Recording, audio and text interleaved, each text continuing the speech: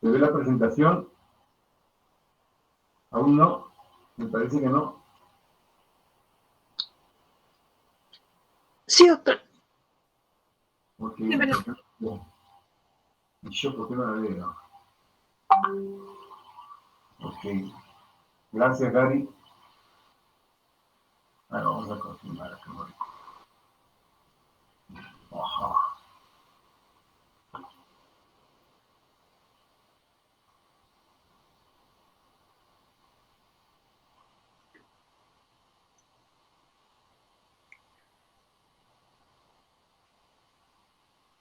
Una vez más, presentar para este medio.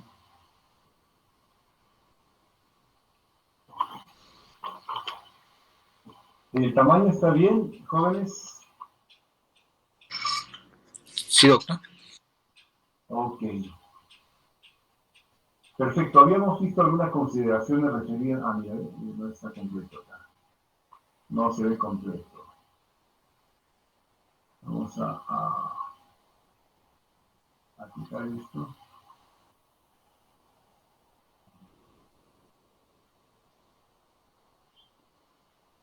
¿Sí? Seguimos incompleto.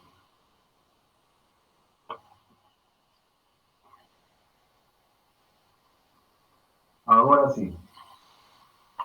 Hemos hecho algunas consideraciones sobre elementos importantes que se encuentran dentro de la órbita. No habíamos hablado de los senos frontales, en este caso que son visuales, están visualizándose, el seno maxilar inferior, o superior, perdón, la grasa periorbitaria, los músculos, más o menos el anillo o tendón de Sil está en el extremo posterior, cerca del orificio importante por el cual penetran en la órbita diferentes órganos, tales como el nervio óptico, ¿no? Entonces, hay que relacionar todas estas estructuras anatomofuncionales respecto al daño que pudieran sufrir algunas de estas estructuras y relacionarlo con la patología que podrían presentar los pacientes, ¿no?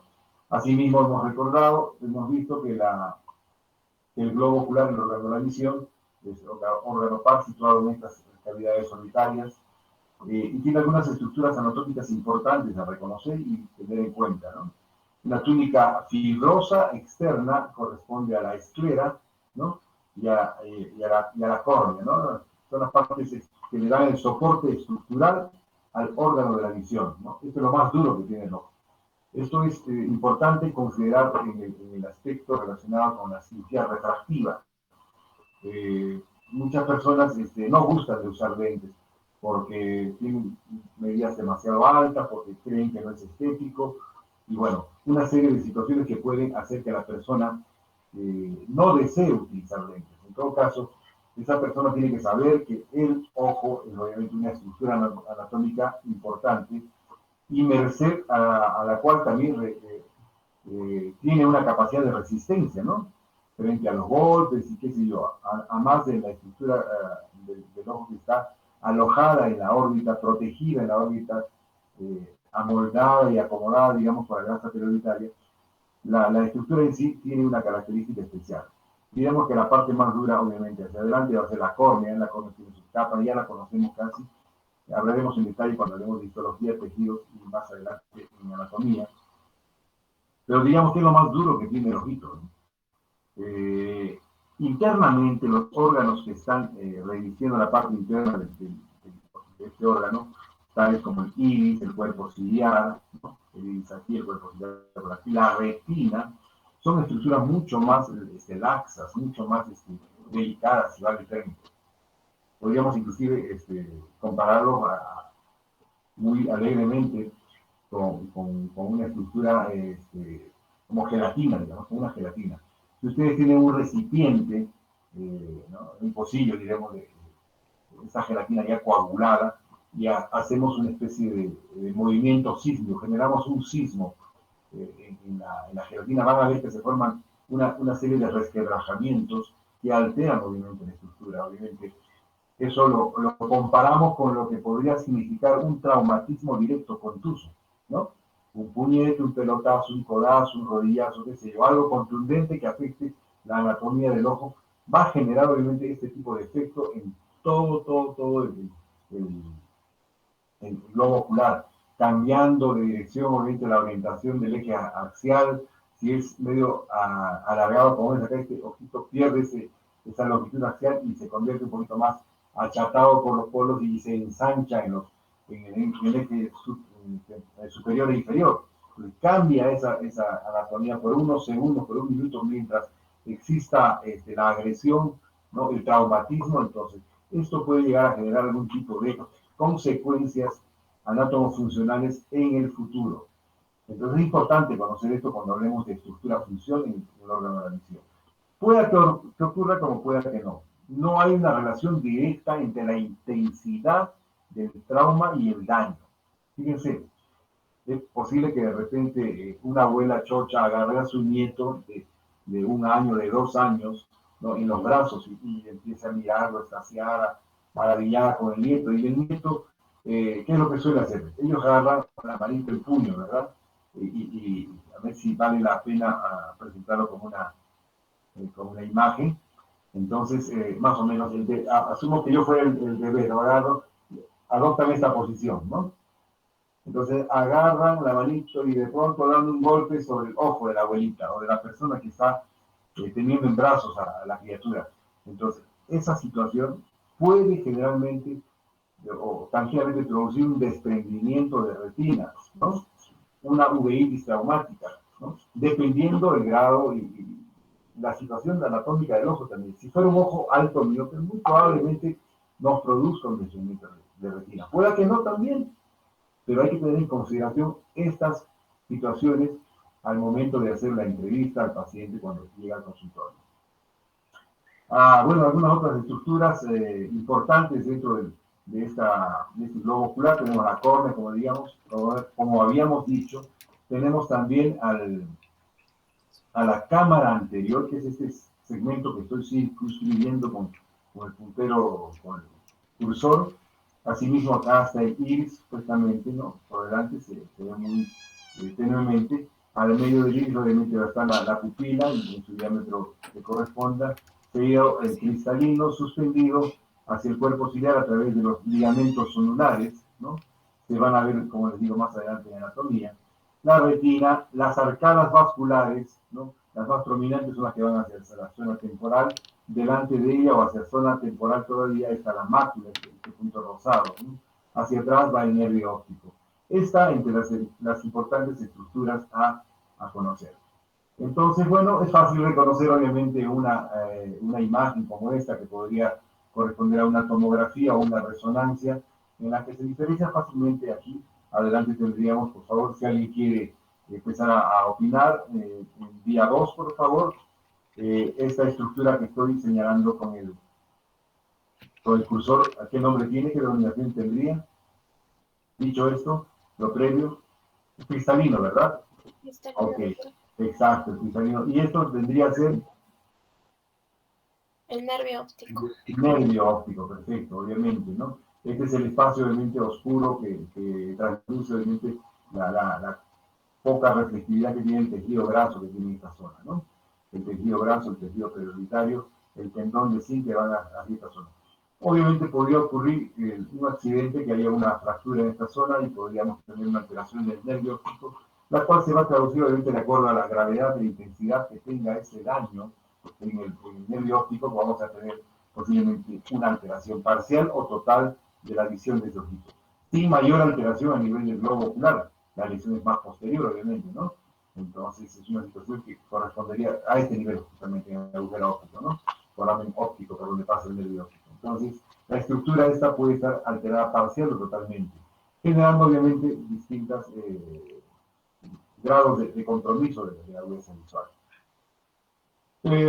No olvidemos obviamente también de las estructuras óseas como la son el hueso etmoides, ¿no? Es otra estructura importante que les hablaba ya la semana pasada, por la característica que tiene ese huesito de ser bastante delgado, ¿no? Puede fácilmente ser fracturado en una contusión o a través del hecho de sonarse a la nariz con intensidad. Podemos llegar a romper, a fracturar este hueso, la lámina papilácea, entre una estructura de este hueso que es bastante delgada, ¿no? Entonces podríamos llegar a tener esta situación. generando un enfisema orbitario, que es un motivo de consulta muy frecuente, relativamente frecuente, en casos de proptosis, ¿no? O de edema bifaltebral. Tienen esa característica, pero no pueden cerrar siquiera los párpados, y con dolor importante, obviamente, por toda esta situación. Y bueno, vienen a consulta por un antecedente de un traumatismo o por haberse simplemente sonado la nariz y generar consultoría. Ya entendemos en todo caso. Es una proptosis, obviamente. Estructuras óseas, obviamente, que es bueno conocerlas, ya la vamos a repasar seguramente en anatomía. Aquí repasamos la parte posterior de la órbita, por donde va a ingresar, ¿no? Estamos viendo acá el corte del nervio óptico con la arteria central de la retina. Son los músculos, ¿no? A nivel de la zona nasal, el músculo recto medial, ¿no? O recto interno. No se olviden, ¿no? El recto externo o recto lateral, que está en la zona temporal, ¿no? El recto superior y el recto inferior, ¿no? Los oblicuos también están, el oblicuo superior, ¿ya? Y el oblicuo inferior. Entonces, cada uno de estos tiene una función específica que se viene a detallar en este cuadro, que ya lo tienen todos. Es interesante que le den una repasada. Tenemos el tamaño y los puntos de inserción en relación al limbo esclerocorneal. Recuerden que el reparo anatómico es el limbo esclerocorneal, y este se encuentra justamente alrededor donde termina la córnea y empieza la esclera. Ese es el limbo esclerocorneal. Entonces, respecto a este punto, hacia determinado lado, sea nasal o sea temporal, se mide la cantidad de milímetros. Entonces, para reconocer qué elemento debe estar en posición correcta, o a veces cuando hay un traumatismo y hay una abulsión del músculo, se puede perder y no lo busca y no lo encuentra a ese instante. ¿Qué pasó? Hay una pérdida de músculo. Entonces hay que conocer las referencias de inserción, ¿no? Y obviamente también el tamaño de la longitud del músculo. Obviamente la irrigación y inervación son detalles también importantes a considerar. Aquí van a jugar rol importante los pares craneales correspondientes. Esto es una visión superior, obviamente, también el globo ocular con el tendón del oblicuo superior, ¿verdad? Tiene una característica particular, ¿no? que va a pasar a través de la tróclea, ¿no? La tróclea que está aquí en la pared interna de la órbita es una superficie ósea y cartilaginosa, ¿no? Obviamente por la donde el músculo oblicuo superior a través del tendón sufre una especie de reflexión, ¿no? Y funciona como una polea, ¿no? Para generar los movimientos oculares importantes, ¿no? Tener en consideración. Y aquí atrás, fíjense cómo es que se ve el tendón de zinc o el anillo de zinc. Esta estructura es importante. Imagínense que hay una hemorragia a nivel de la arteria, de alguno de los vasos que están por esta zona de traumatismo, o hay una ruptura, una fractura y hay una sección completa de esta zona. Obviamente es importante saber estos reparos anatómicos a la hora de interpretar los exámenes, ¿no? Los exámenes complementarios que podrían ser la tomografía, una resonancia magnética o una placa de rayos X de repente básica, que podría ser lo único que tengamos cuando hagamos el serum. Por aquí obviamente tenemos el hueso esmoides que les hacía comentar hace un momento, ¿no? La lámina papilácea, que es la que se va a fracturar y va a permitir que el aire de la cavidad nasal pase a la cavidad orbitaria y pueda generar ese enfisema, ¿no? Estructuras mucho más profundas que nos individualizan acá los músculos y sus posiciones, el nervio óptico también, la grasa periorbitaria, y parte de lo que habíamos hablado. A este nivel es el corte, ¿no? Vamos chequeando esas imágenes importantes. Otra con un corte a esta zona. Vamos a ver la estructura, el corte del ojito con la ora serrata, ¿no? La ora serrata que delante cristalino por aquí, la córnea, el cuerpo ciliar, el iris. Y recuerden que la ora serrata nos da un reparo importante a la hora de diferenciar los compartimientos, ¿no? Recuerdan que habíamos hablado del compartimiento de la cámara anterior, si hay una cámara anterior, hay una cámara posterior, lógicamente tenemos también una cámara del medio o una cámara intermedia, ¿no? Que nos va a permitir en algunos casos, sobre todo en el caso de uveitis, clasificar de acuerdo a la ubicación este tipo de inflamaciones o afecciones oculares. Hablamos de uveitis anterior, cuando esta está por delante del iris y detrás de la córnea, es la uveitis anterior. La uveitis posterior, detrás de la ora serrata hacia la retina hasta el fondo, la uveitis posterior. Y la uveitis intermedia, obviamente, en esta zona que casi es poco abordada, poco estudiada, porque por la dificultad de acceder a esta zona. Es por eso que es importante que hemos visto que en este curso de anatomía tengamos que hablar acerca de los exámenes complementarios de diagnóstico complementario, ¿no? Entonces la ecografía, la tomografía, va a permitir tener alguna información adicional de esta zona de la retinografía, por ejemplo, ¿no? La retinografía de campo amplio. Esta parte es un poquito difícil de ser evaluada, hay que hacer inventación, con una serie de riesgos e incomodidades para el paciente, pero una retinografía de amplio campo nos permite ver esta zona invisible. Además, en esta parte lo que hay que tener en cuenta, que en esta parte tenemos a un elemento gelificado, transparente, conocido con el nombre de, si me hacen un eco, jóvenes, humor vítreo, ¿no? Que más o menos tiene unos 4 centímetros cúbicos en cantidad, más o menos podríamos decir, pero la característica de este humor vítreo es que va envuelto, encapsulado por una membrana llamada membrana, ¿me copian jóvenes? ¿Hay eco? Hialoidea. La membrana hialoidea envuelve, reviste a este cuerpo vítreo, ¿no? ¿Cuál es la función del cuerpo vítreo, además de nutrición y paso de elementos nutritivos hacia la retina y el mismo cuerpo vítreo? Le da mantener la presión ocular. Y un poquito más, por favor, sí, es importante para mantener la presión ocular. Otra, de repente, otra opinión. Darle la forma, doctor, del ojo. Da la forma al ojo, al contorno, evidentemente. Ahí, Tomás. Amortiguar. Amortigua, sí, puede ser también. Muy bien. Hay una importante situación a considerar acá. El cuerpo vítreo va a permitir mantener la retina plegada. El término plegamiento de la retina es que la retina está adosada a la estructura donde debería estar, en su posición. Mantener la posición de la retina se debe justamente a la cantidad de humor vítreo suficiente para mantener pegada. Imagínense que la habitación donde en la que en este momento se encuentra estuviera llena de líquido, y nosotros podríamos vivir con el líquido, respiramos el líquido normalmente, ¿no? Entonces, si abrimos la puerta, el líquido se va, ¿correcto? Y la pintura que estuviera en toda nuestra habitación se despega, así de fácil.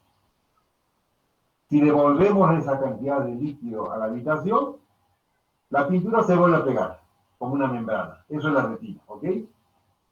Se va a la habitación y se despega.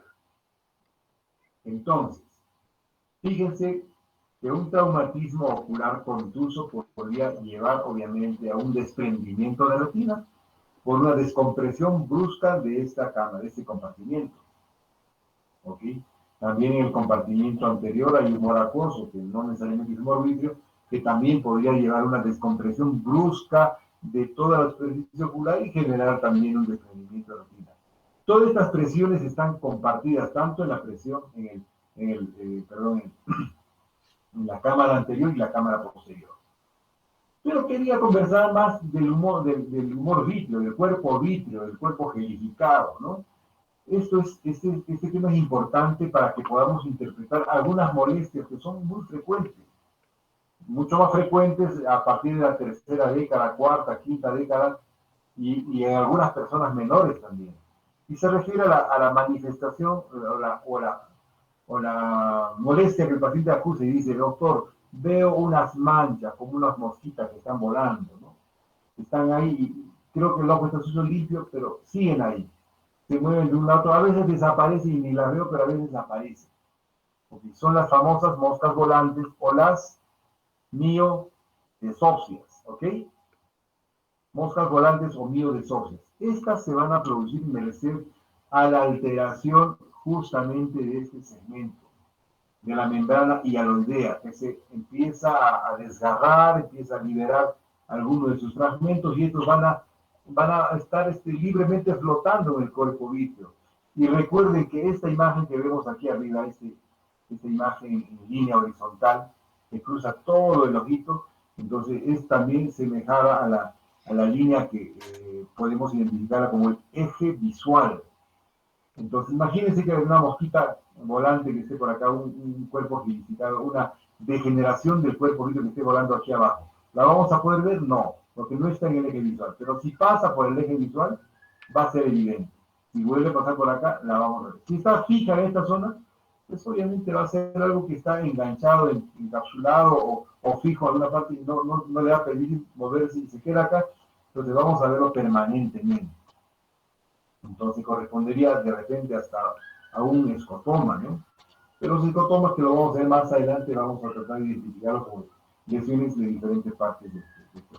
Podría ser de la mácula, el nervio óptico, de la misma retina, producto del láser o alguna otra cicatriz. Obviamente que no nos corresponde tocar el tema ahora. Pero eso es el cuerpo vítreo, y este cuerpo vítreo envuelto por la cápsula hialoide tiene 3 puntos de inserción, joven, 3 puntos de inserción. Vamos a regresar a esta imagen para poder entender mejor esto. Entonces, esos puntos de inserción están adelante a nivel de la hora serrata, ¿no? Acuérdense, jóvenes, este dato importante, puntos de inserción de la membrana hialoidea, ¿no?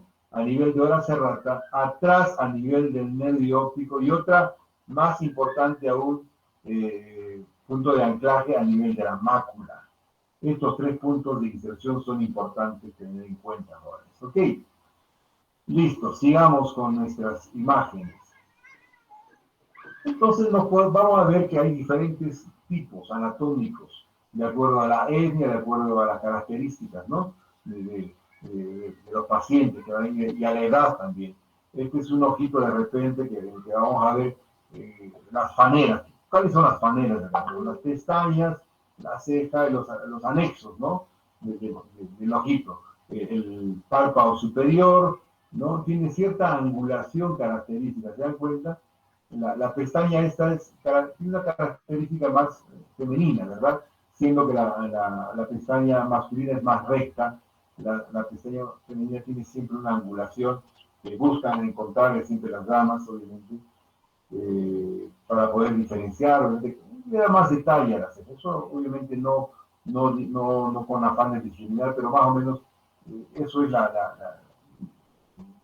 el mayor porcentaje, digamos, de las personas con las que podemos encontrarnos y ver. Y dentro de la ceja vamos a encontrar obviamente situaciones que pueden hablar de una tosis de ceja cuando la ceja ya producto de la edad, de la laxitud de los músculos frontales, va haciendo que la ceja se vaya cayendo y cambiando de conformación. Obviamente. Nos vemos más chinitos con el tiempo y todo eso, ¿no? Entonces tenemos los ojos asiáticos, ¿no?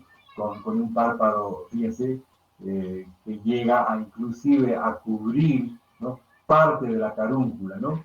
Hay algunos niños que nacen con esta situación, obviamente me refiero a que el cráneo no se ha desarrollado adecuadamente y pareciera inclusive que se presente como un pseudo estrabismo, entonces hay que estar pendiente de todas estas situaciones, obviamente. Fíjense aquí, por ejemplo, en este ojito, ¿qué les llama la atención en este ojo de abajo a la derecha? ¿Alguien me puede opinar, por favor? Supuestamente, entre comillas, son ojos normales, que no muestran mayor alteración. ¿Qué nos diría este ojito? ¿Qué les llama la atención en ese ojo?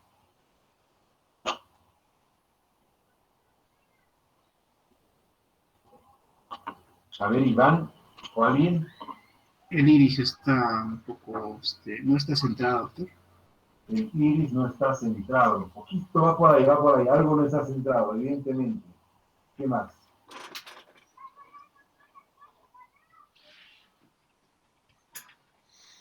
Fíjese que la conformación del ojito, obviamente, el párpado superior cubre parcialmente la córnea, ¿se dan cuenta? En estos ojos que estarían en posición normal, cubre parcialmente. Fíjense, sin embargo, en el ojo, si esto cubre parcialmente la córnea, por debajo está descubriendo el ojito, deja la córnea completamente expuesta en esta zona, la esclera, ¿no?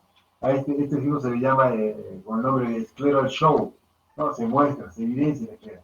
A veces estos pacientes estos medios dormilones, en la noche no pueden cubrir totalmente o cubrir completamente el ojito y queda esta parte expuesta.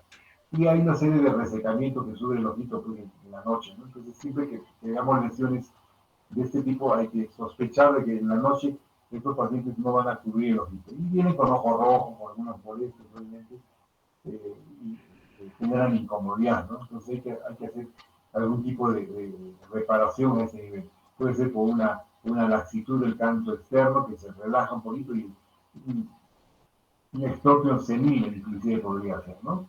Pero bueno, son diferentes manifestaciones anatómicas y fuera de lo normal que vamos evaluando, ¿no? Y, por ejemplo, estos ojitos, en este caso, bueno, algún ojito con una prostosis, digamos, una mirada así, de ojos saltones, propia de las oftalmopatías de Graves Bassett, tiroides, ¿no?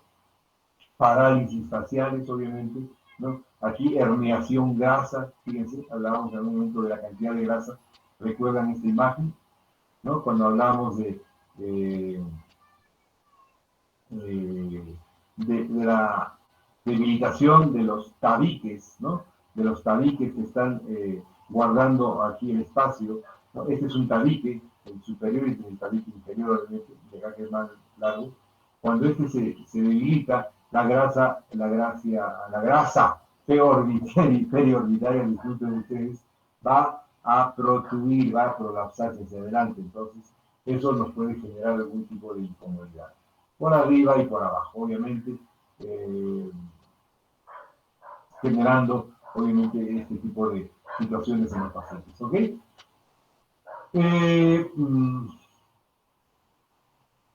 Las alteraciones de la vía de la facies, de los párpados, producto de la parálisis facial, la tosis congénita, en este caso en el niño, son situaciones que sí llaman a primera vista la alteración. O sea, veamos a un ojo o a una persona con dos ojos y tenemos que comparar el ojo derecho con el ojo izquierdo. Comparemos lo normal y diferenciemos de lo patológico.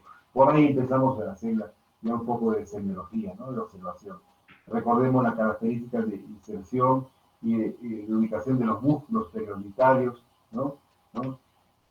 Las características del tarso, cómo es que el tarso está distribuido, los cantos internos y externos, el ligamento cantal, ¿no? Que adosa a toda esta estructura hacia el hueso, se inserta acá, se rompe esto, obviamente, vamos a tener acá una tosis seguramente, vamos a tener también un estropión, ¿no?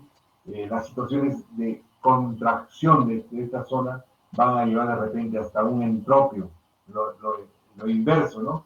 Pero cuando hay relajación o ruptura a un estropio, ¿no? Ocurre en la sensibilidad. Vemos las características del párpado, ¿no? Miren un corte anatómico del párpado con el músculo orbicular, la glándula del meigomio, el músculo, fíjense este pequeño músculo que está acá arriba, ¿no? Este es el músculo elevador del párpado, el propio elevador del párpado, ¿no?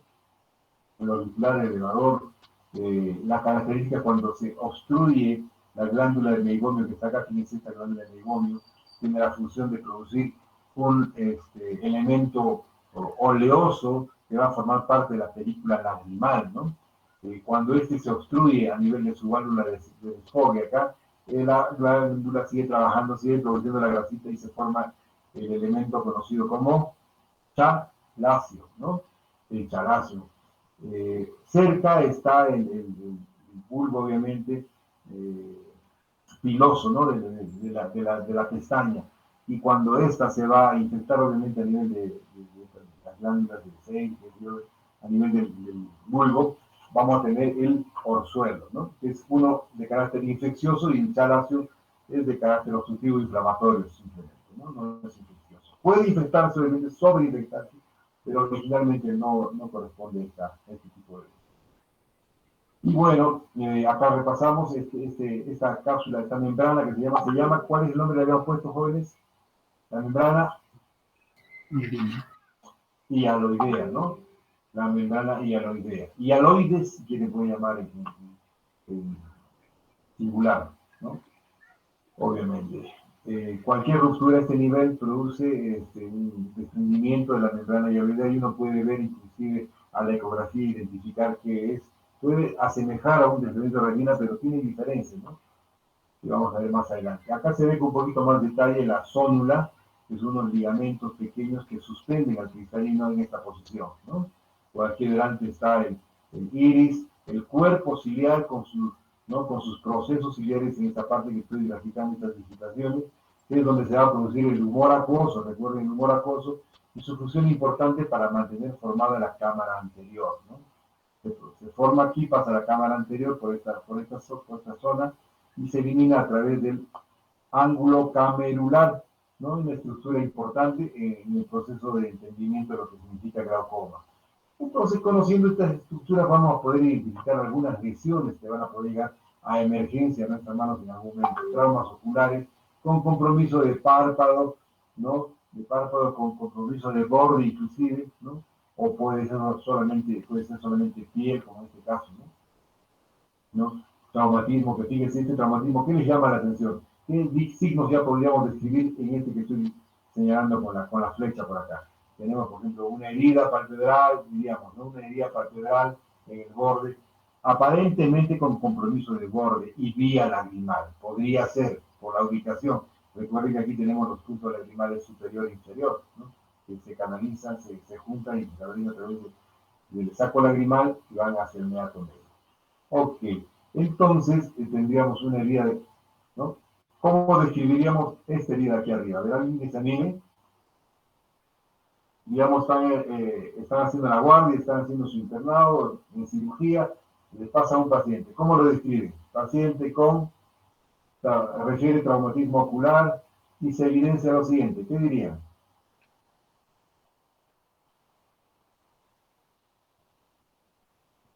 Bueno, yo les ayudo por esta vez. Se ve una herida cortante en párpado inferior del ojo. ¿Qué ojo sería este, jóvenes? Ojo izquierdo, ¿no?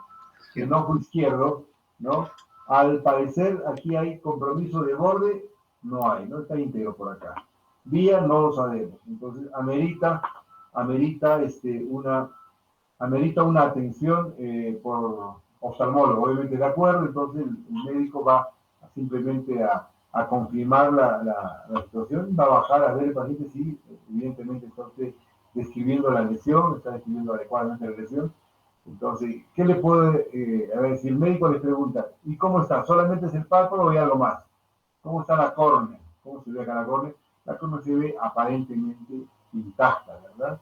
No hay deformidad del iris, de la pupila, perdón, como ocurre en este ojito, que sí hay una dilatación de la pupila, podría deberse a un golpe bastante intenso que haya roto las fibras del esfínter del iris, y haya esta midriasis, o puede hacer que el médico, para evaluar el examen de fondo de ojo, haya dilatado el ojito. Pero obviamente, si ustedes ven un paciente con una midriasis total, van a tener que sospechar de un traumatismo muy intenso y obviamente hay que evaluar también en esa circunstancia la agudeza visual. Y pueden ocurrir también estas lesiones de bordes anfractuosos, irregulares, obviamente de acuerdo al tipo de agente traumatizante, ¿no?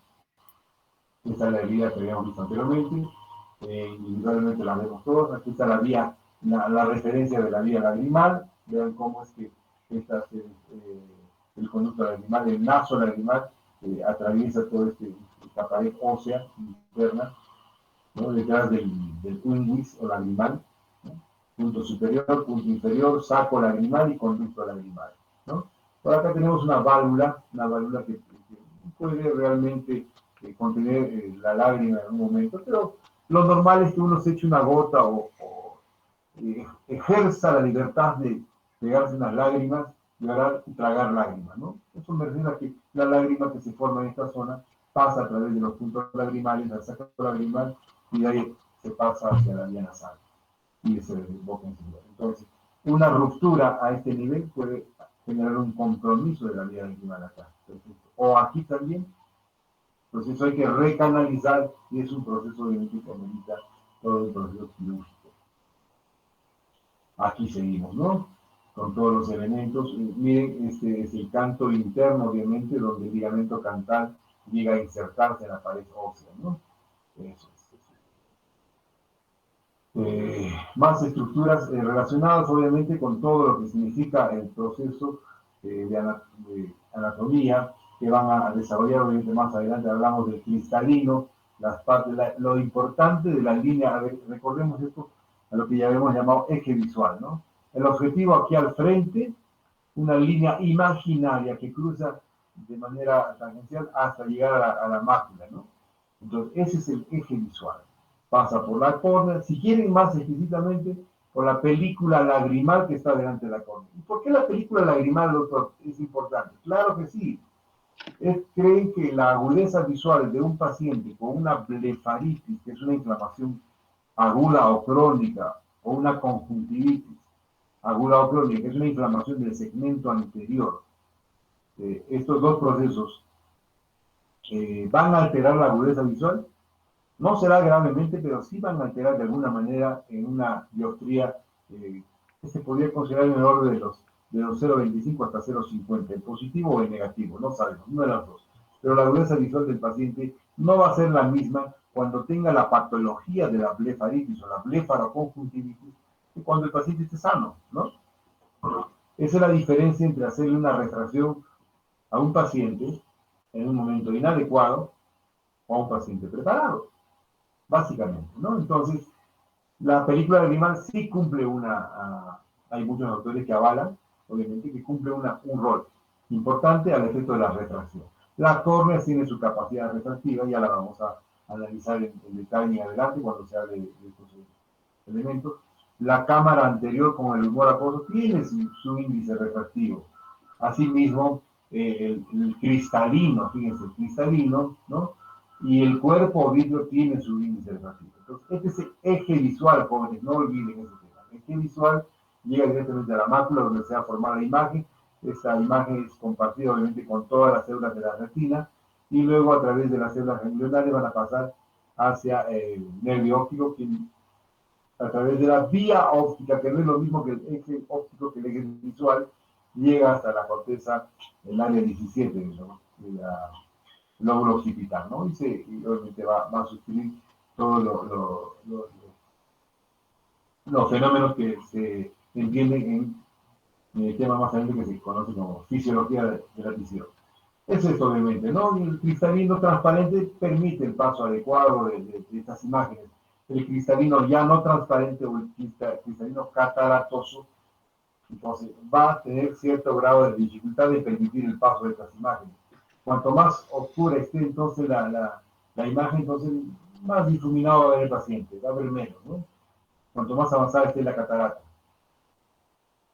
O el cristalino en todo caso, si estamos, cuanto más opaco esté el cristalino. Disculpen la terminología.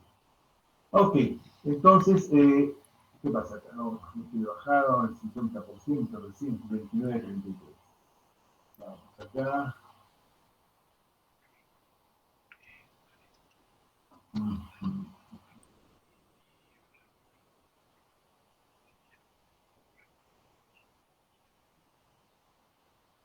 Ahí queda. Vamos a dar paso entonces a un pequeño foro, algunas preguntas al respecto, jóvenes, hasta aquí.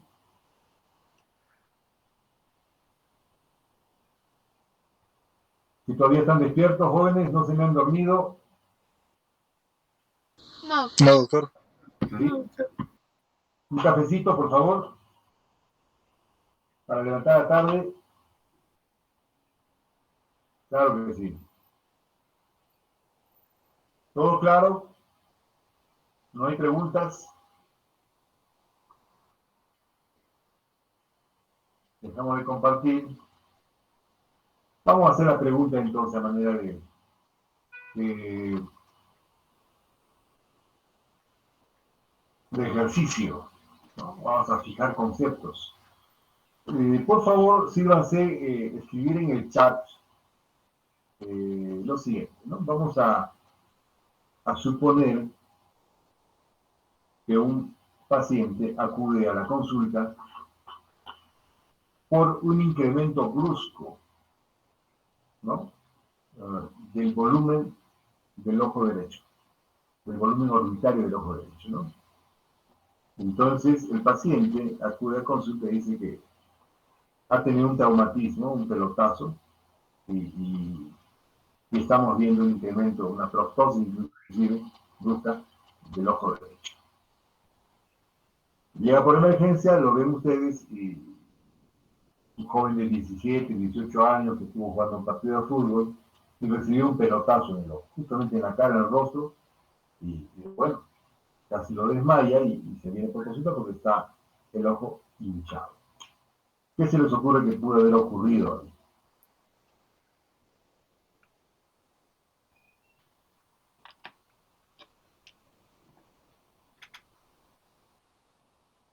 Enfisema orbital al toque, claro, un hematoma, gracias, en serio. ¿Qué más? Enfisema y hematoma. Son dos cosas obviamente agudas, ¿no?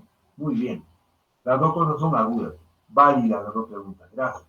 El hematoma obviamente se ha podido producir el desgarro, ruptura de la vena oftálmica, un vaso, ¿no? Obviamente. Si es que seguimos observando al paciente, ¿no? Y lo vemos con detenimiento y vemos cierto pulsado, ¿no? Cierto pulsado, está latiendo ese ojito. ¿Qué más podríamos suponer ahí? Y siente que hay un latido. Derrame del humor vítreo, no tanto. ¿Ver algo más? ¿Algo más? Podrían compartir si ese latido es sincrónico con el latido del paciente, el pulso del paciente. Toman el pulso radial y ven, sí, ¿no? Hay concordancia con el pulso. Entonces, es posible que alguna arteria, ¿no?, haya podido sufrir también algún daño producto del traumatismo, un desgarro, ¿no? No la arteria central de la retina necesariamente, pero hay vasos que están ahí cerca del seno cavernoso, más atrás, que pueden haberse fracturado producto de algún tipo de lesión frontal, ¿no? Eso es algo que se puede ver. Creo que tengo un video por ahí, se los voy a compartir, por editar en algún momento cuando lo encuentre, de cómo es que late realmente el ojito, ¿no? ¿Hay pulso ocular? Sí hay pulso. Y se ve típicamente en una patología, ¿no? Es una fístula carótico cavernosa. Ok. Listo. Continuamos entonces. Si es que tenemos un traumatismo penetrante de alguna estructura, ¿no?, digamos de la esclera. La esclera tiene una herida a ese nivel penetrante, ¿no?, y llega básicamente a perforar la esclera, perforar. ¿Qué estructura puede atravesar esta zona hacia afuera? ¿Qué estructura puede prolapsarse hacia afuera? ¿Qué estructura vamos a evidenciar en ese ojito?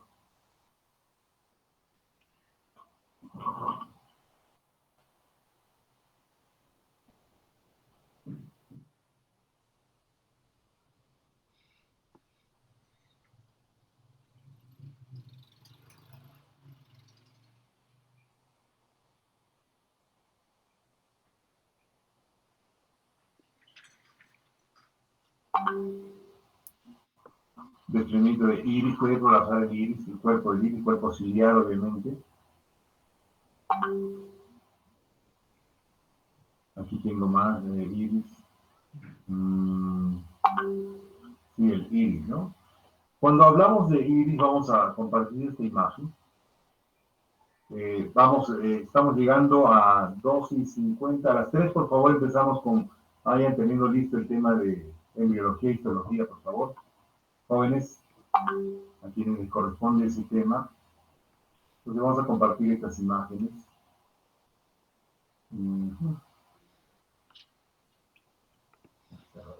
Doctor, disculpe una pregunta.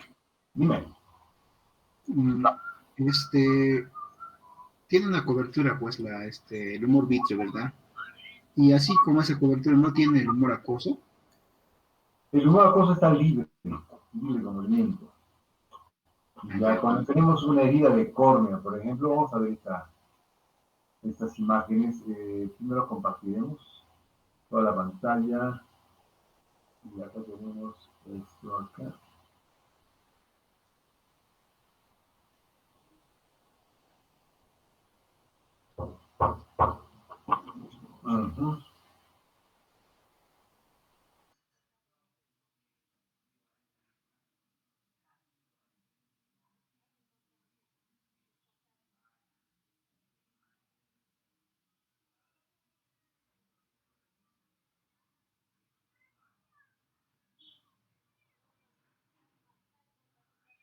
¿Se puede visualizar, jóvenes? Ok. Sí, doctor. Ok, vamos a ver algunos signos, síntomas y, bueno, más que todo signos, ¿no? Son aquí, aquí. Por ejemplo, aquí tenemos el ifema. El ifema es la presencia de sangre en cámara anterior, ¿ok? Un nivel de ifema le llamamos, obviamente, cuando se forma, merced a la bipedestación del paciente, la sangre precipita y queda aquí, el ifema. Veamos una pupila un poquito midriática, semimidriática, diremos, ¿no? Nada más, pareciera que no hay nada más. Por ejemplo, este es un traumatismo, diríamos de repente penetrante, es un cuerpo extraño, ¿no?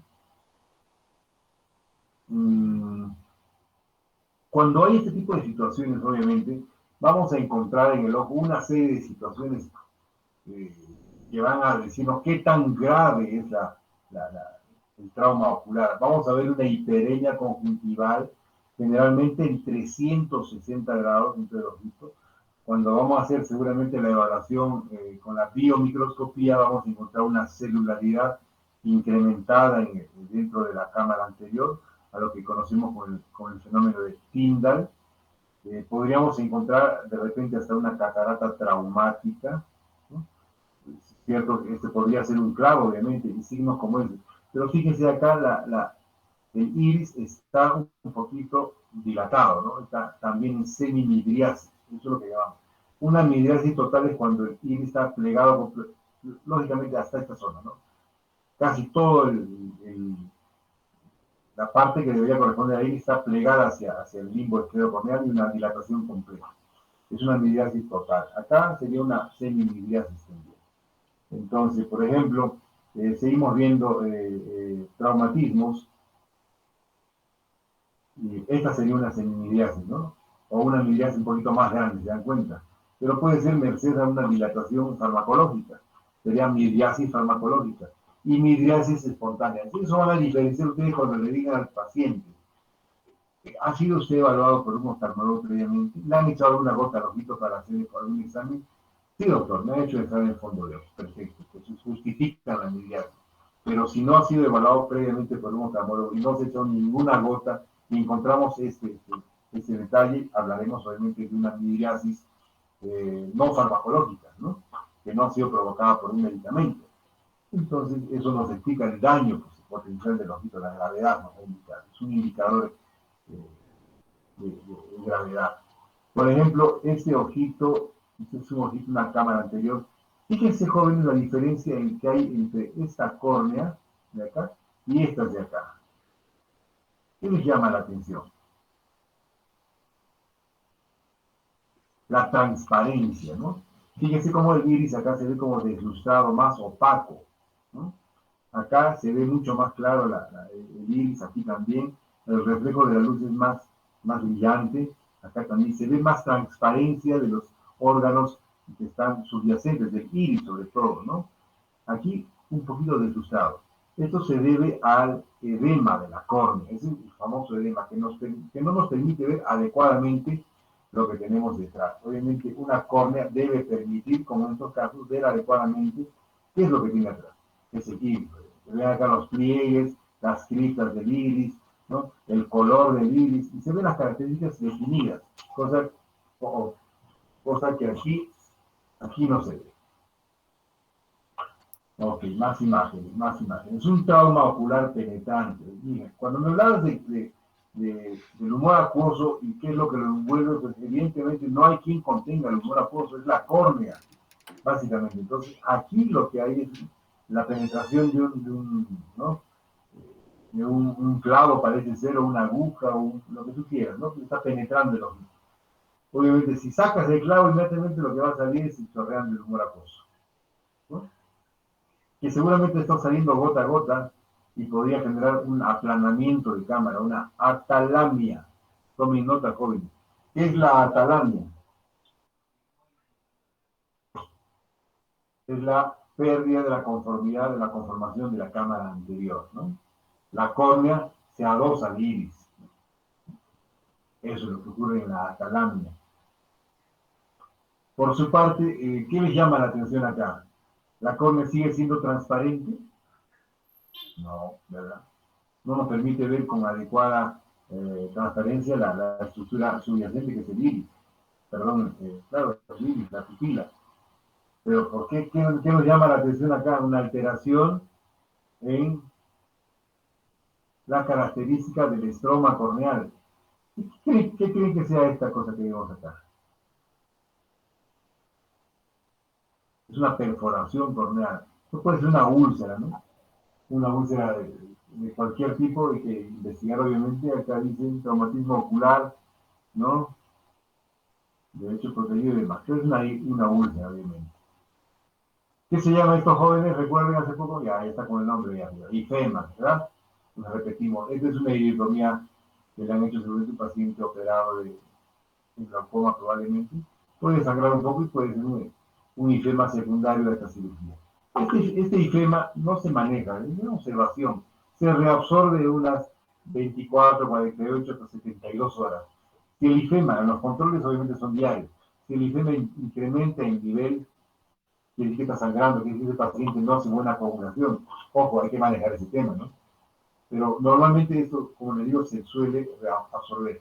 Cuando el IFEMA supera la mitad, o los 2/3 de la superficie anterior de la córnea, ahí entramos en problemas. Mucho más cuando el IFEMA es total, o ese paciente tiene que entrar a una cirugía que es el lavado de cámara anterior. Hay que entrar con una cucheta, lavar esto con solución salina y dejan con una solución autosellante, una dermatización de córnea y listo, ¿no?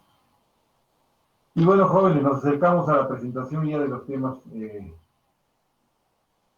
están por presentar, me refiero a embriología e histología. Hay una serie de situaciones realmente que son traumas oculares, procesos que vamos a tener que ver en algún momento durante nuestro internado, o también cuando hagamos el año de salud. Así que voy a dejar de presentar, jóvenes, dando paso a vuestros compañeros que ya tienen listo el tema para desarrollar. ¿Está todo listo, jóvenes? ¿Empezamos? Doctor, ¿Quieren unos minutitos de descanso, les parece? una preguntita, doctor. Vamos con la pregunta. Adelante, Iván. Cuando hay un trauma de la córnea, doctor, ¿cómo se hace el manejo en este caso?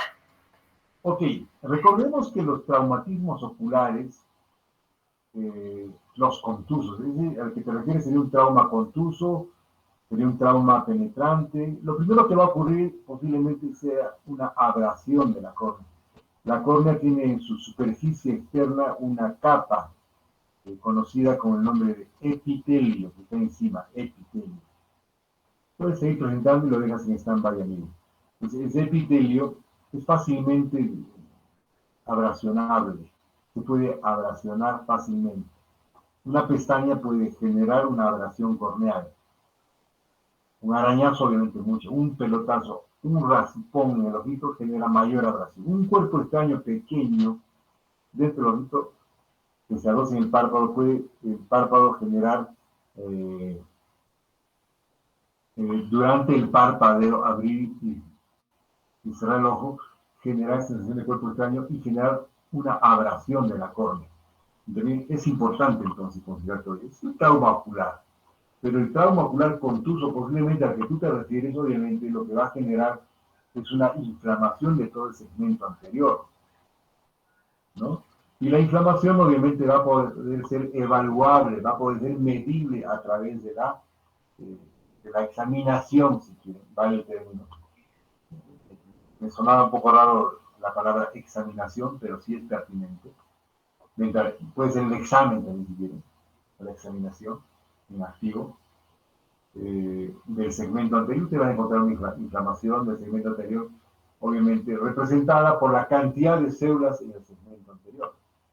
Esas se pueden contar, pero se cuentan con la lámpara de hendidura a través de un examen especializado. Ustedes pero pueden encontrar de repente una opacidad en la córnea. No van a poder evaluar a simple vista la transparencia, ¿no? No van a poder ver claramente el iris, como lo ven en el ojo que no recibió el golpe. comparen el ojo sano con el ojo enfermo. Entonces, diferencia que hay es una inflamación de la córnea con un edema corneal que no permite una adecuada transparencia de la córnea, los medios están opacos. Eso, pues, y muchas cosas más puedes encontrar en un traumatismo ocular, ¿no? De la córnea. Un trauma ocular en córnea, lo que tú quieras. Penetrante, no penetrante, abrasión, úlcera, micótica, bacteriana, por hongos, por virus, ¿no? Hay muchas situaciones que van aquí. Una uveitis, una escleritis, una esclerouveitis, una queratitis. Hay varias lesiones que pueden afectar a la córnea, mi querido Iván. No sé si hasta ahí estamos con la pregunta. Ya estamos 3-1. Yo creo que damos paso a los disertantes del tema de embriología e histología. ¿Sí? Gracias. Ok, Iván. Gracias a ustedes. Adelante, por favor. ¿Qué pasó con la presentación? Ya lo estaban haciendo. ¿Desistieron? Doctor, buenas tardes, ¿me escucha? ¿O quieren un little break? Sí. ¿Qué dice Jairo? ¿Amerita o no amerita? Depende de Levanten, los... por favor. Estiren los brazos, las piernas. ¿Les parece? Está bien, doctor. ¿Ya? ¿Cuánto tiempo? ¿3 minutos? Mientras vas haciendo tus ajustes, Jairo, de repente. Ya, está bien, doctor. Perfecto. Ok. ¿Quién pone música? Jairo también. Ya estás en el aire. A ver, doctor, vamos a ver. Ahí, mándate con una. Que les guste a todos. Y si a alguien no le gusta, dale, Creo dale, que se dale. inició ya.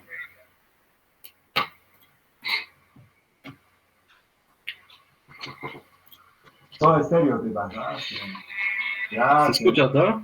Se agradece. Las palmas. Adelante. Sí, se escucha, sí se escucha. Dale un poquito más. O se cortó el volumen, creo. ¿Qué pasó? Vamos a silbar todos. Reclame, joven.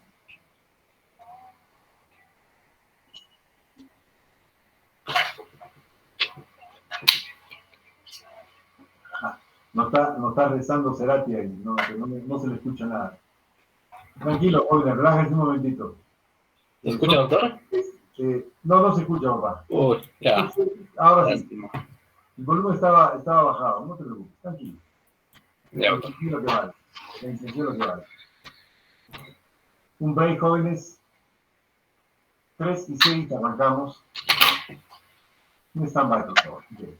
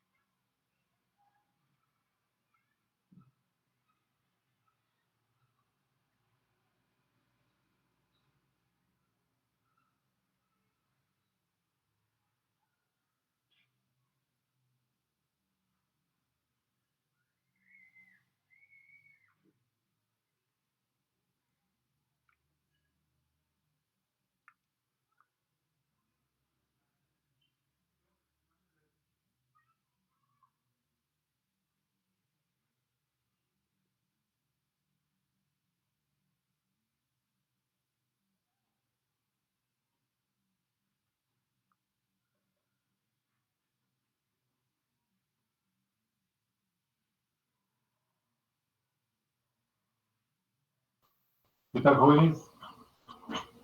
Otra vez de nuevo, continuamos. Ya, doctor, ahora sí.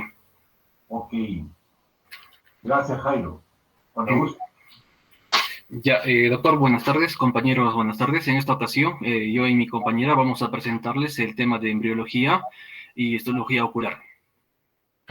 Bueno, vamos a empezarles un poco a hablar de la embriología ocular y con esta imagen, bueno, vamos a ver los principios, ¿no?, de la parte ocular. Vamos a verla en cuanto de cómo es la estructura general y vamos a ver cómo van a ser los procesos y cómo se va a hacer su embriogénesis de cada uno de estos. Ya, ahora vamos a hablarles en relación de la copa óptica, la vesícula del cristalino, de estas dos estructuras. En el primer esquema, ¿se puede ver mi cursor?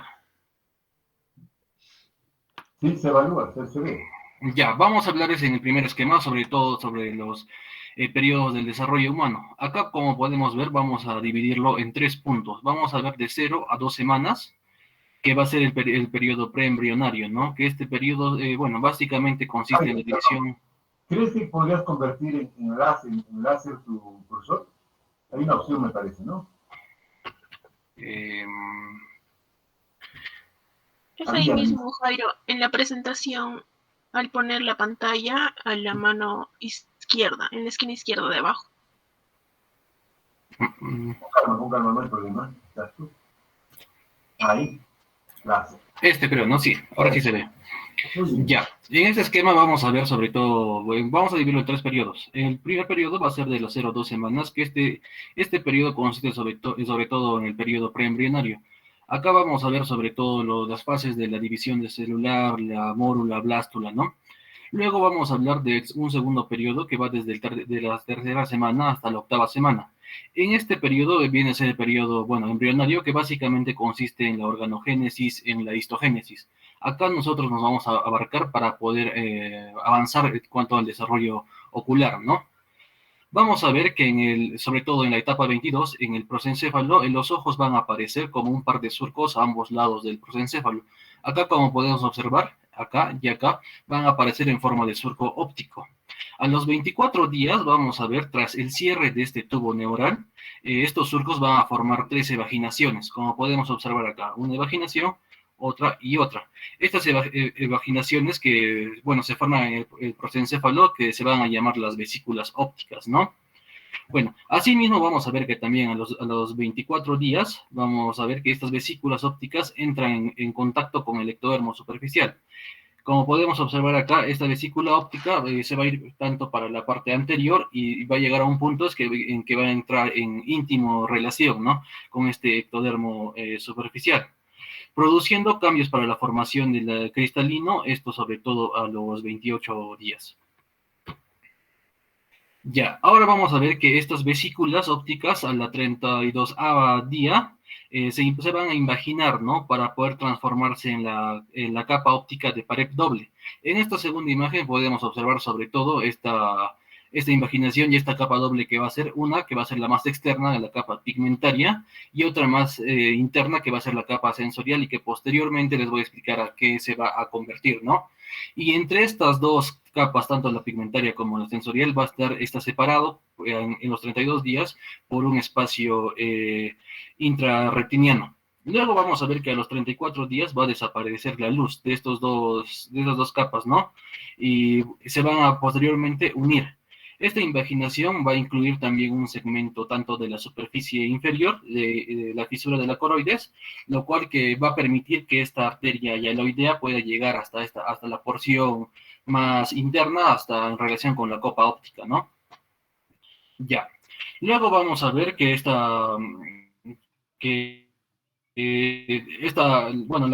vamos a ver en relación de esta copa óptica con el tallo óptico, que se va a estar compuesta por varios segmentos. Vamos a ver sobre todo que está compuesta por una capa externa y por una capa interna, y a su vez esta capa interna como que va a englobar también a la arteria hialoidea y a la fisura hialoidea, ¿no?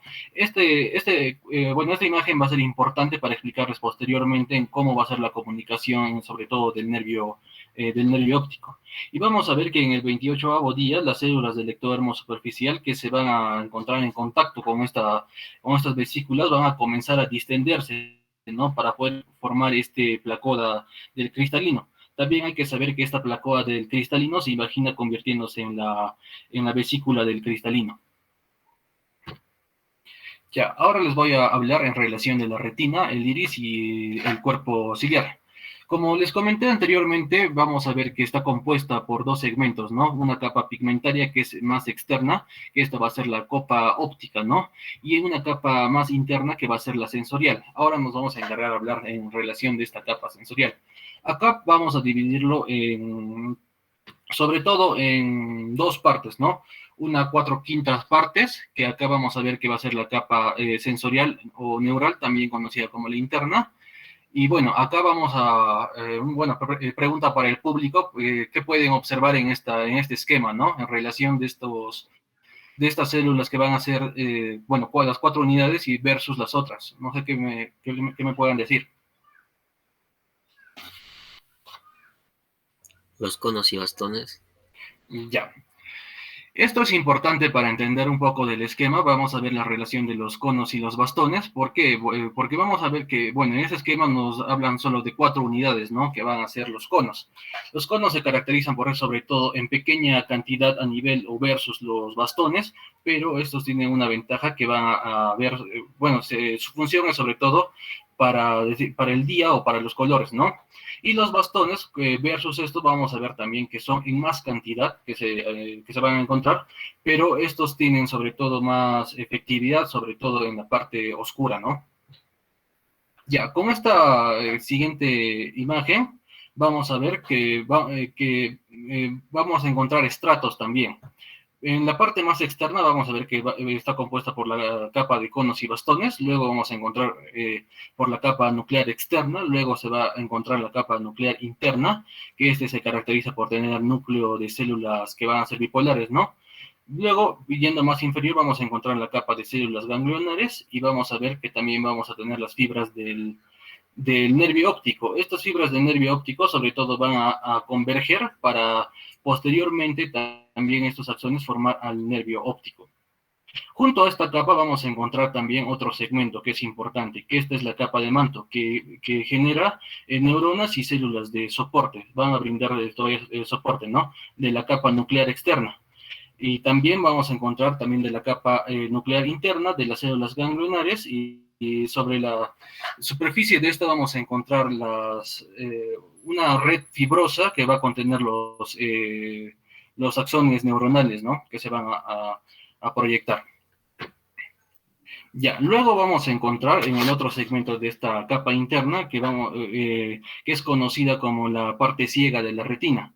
Esta parte ciega de la retina va a estar dividida por dos partes, ¿no? Va a tener dos, que va a ser una, que va a ser la zona iridia, que esta va a ser interna, y otra la parte ciliar, que esta parte ciliar es importante porque va a participar en la formación del cuerpo ciliar, ¿no? Luego vamos a tener acá que en esta región, que tanto los músculos esfínter y dilatador de la pupila se van a formar a partir de un mesénquima laxo en esta región, ¿no?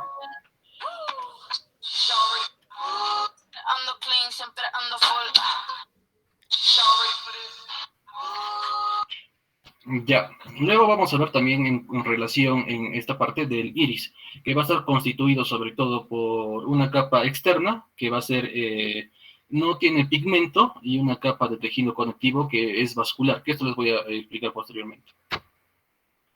Ya, ahora les voy a hablar en relación del cristalino. Como podemos ver, ya una vez teniendo esta capa pigmentaria y esta capa sensorial, que es la encargada de los conos y de los bastones, de los 32 días, posterior a la formación de esta vesícula del cristalino, vamos a tener que estas células de la pared posterior van a comenzar sobre todo a elongarse, ¿no? En sentido tanto anterior, y las fibras también tienen la característica de que se van a volver largas de manera gradual, que van a llenar la cavidad de las vesículas, y vamos a tener acá las fibras primarias del cristalino, ¿no? Posterior a finales de la 7ª semana, estas fibras primarias del cristalino van a alcanzar la región anterior de la vesícula del cristalino. Y vamos a ver que el crecimiento del cristalino no solo acaba ahí, sino que posteriormente estas fibras van a seguir agregándose, ¿no? De manera secundaria, sobre todo en la región central.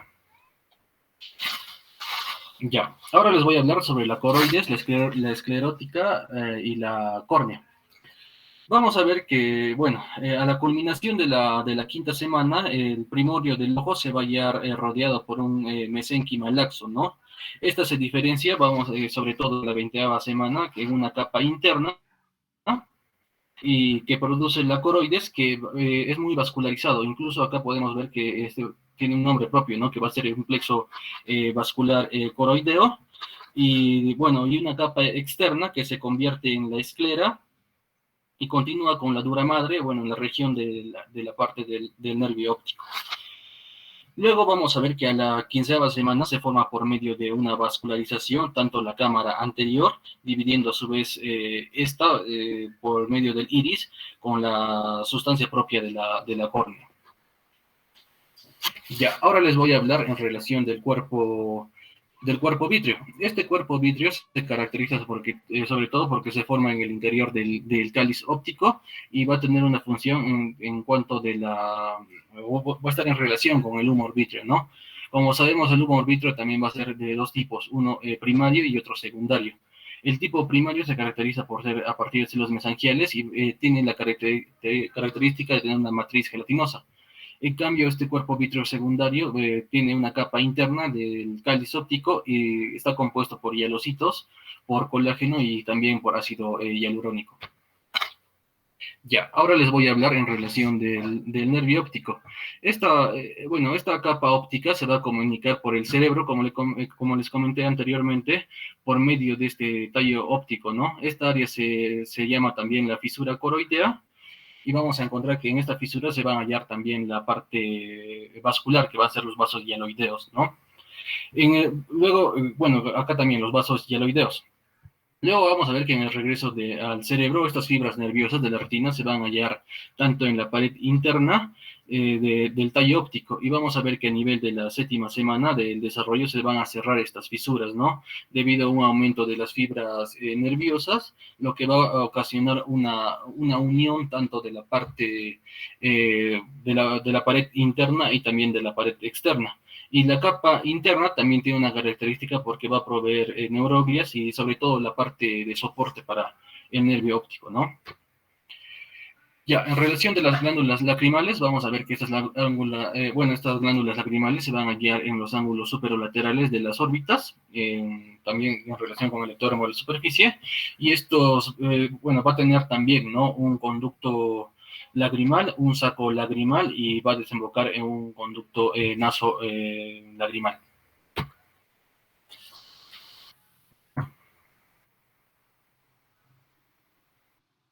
Recordemos acá algo importante, ¿no? Que la lágrima o la película lagrimal no solamente está conformada por la secreción activa de la glándula lagrimal. Hay glándulas accesorias, hay glándulas importantes que contribuyen, que aportan, son formadoras de sustrato, diríamos, de la película lagrimal. A saber, tenemos la glándula de Seyss, de Moll, las glándulas de Meibomius, que contribuyen, las células caliciformes, que contribuyen a formar parte de la película lagrimal. El componente oleoso, componente acuoso y componente mucinoso. Esto como completar un poquito y darle forma al expuesto, que seguramente más adelante vamos a recordar también. Adelante con la histología, por favor.